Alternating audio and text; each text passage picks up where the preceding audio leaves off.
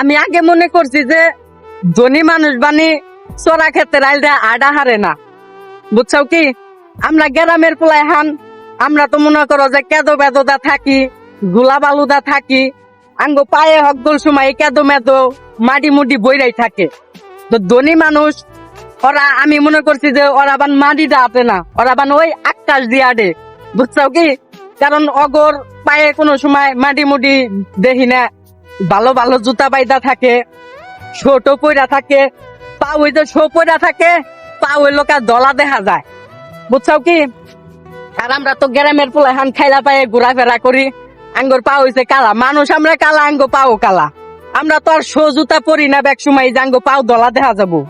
এখন কত হইলো যে আমি মনে করছি যে লোকা ধনী মানুষ বান চড়া খেতে রাইলদা আডা হান না, এই কারণে কোনো ধনী মানুষের পোলা হান বা কোনো ধনী বন্ধু বান্ধব বা কোনো কেউ যদি মানে আহে, তাহলে ওরে পর্যাপ্ত পরিমাণ আপ্যায়ন করি।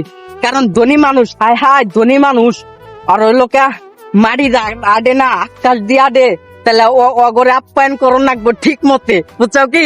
আমার ধারণা তাহলে এবা ও মা, খোঁজ নিয়ে দেখি বিশাল এক চড়ার মাঝখানে অগো বাড়ি।